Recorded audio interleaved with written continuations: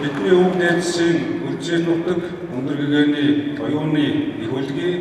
их баг Монгол уулын хооронд орших ширээ цагаан нуурын хөвөнө 660-ны гэртээ өөрөө зассан нийслэлийн үүсэл өргөө шар үсгийн урд хатуу хөдөө түүхийн жимээр 28 удаа нүүдэл сэлгэсээр 1778 онд Бурхан суудалд бүх монголчуудын шүтээ Богдхан уулын арын хөндий хатан дуулын хөвөө алтан дэвшийн хөндий хүн чулууны онхор хэмээх энэ урсгал газар ариун дагшин энэ нутагт суурьсан бүгдээ Монголын бурхны шашны анхдугаар богд өндөргийн зан базрыг жавцанган бүтгэгтийн ширээнд өргөмжилж утагтын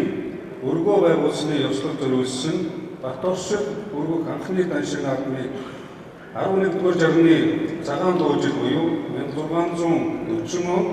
ширээ цагаан нуурын орон газарт зохион байгуулсан тухай судар түүхнээ тэмдэглэн өгсөн байдаг. Тэр үеэс хойш даншиг наадмыг 3 жил тутам өргөө их хүрээ түшиглэн тогтмол хийгээр болсноор Богдын даншиг 7 горшуу даншиг хэмээн нэрлэгдэж болсон 93 наадам өнөөгийн бидэнд уламжлагдсан ирсэн түүхтэй. 380 жилийн ойгоор бид бас илүү бүтээлч, шинжлэх ухаанч, оюунлаг, спортлог, өнгөрөөх бүтээж ажил болгон өрнүүлсний үр дүнд өнөөдөр Монгол Улсын нийслэл Улаанбаатар хотын төв талбайгаас дэлхийн олон хотуудаас хамгийн анх удаа 3 зураг сансрын бөмбөлгийг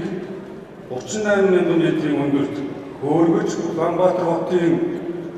агаар орчны хөлбөлгийг тоон үзүүлэлтээр мэдээлэх за мөн хүүхэд залуучуудын дунд зохион байгуулсан бүтээл сансрын шинжлэх ухааны олох дамжуулалтуудыг илэрхийлсэн бүтээлүүд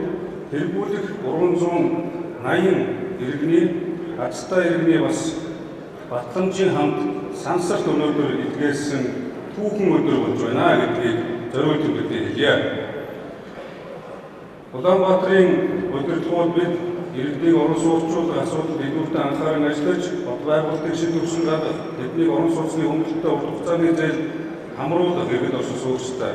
чиглэлээр нийслэл хотуудад засгийн газраас тодорхой төсөл хөтөлбөрүүдийг төлөвлөсний дагуу хэрэгжүүлж байгаа бөгөөд эхний шатнд 55,000 айлын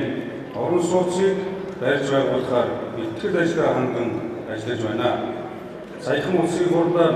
10,000 айлын орлого хийсэн орон сууцыг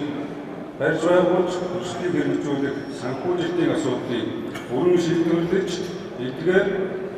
бүтээн байгуулалтын ажлуудыг бодитойгоор хэрэгжүүлэх боломж нь бас үнэтэй. 380 жилийн түүхтэй их хотын хөгжлийг урагшлуулахын төлөө та бид хүчээр итгэж,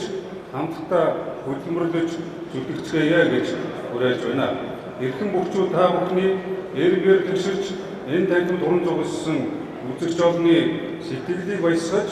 урмыг сэргээн гэдэгт итгэл дүүрэн байна. Хүндэт бүгчүүд, бүх сонирхогчид, үзэгчид та бүхнийг Улаанбаатар хотынхаа 380 жилийн ой зориулсан үндэсний бүхий барилдааныг тухлан сууж шимтэн таалахыг хүсье. Баярлалаа. Амжилт хүсье.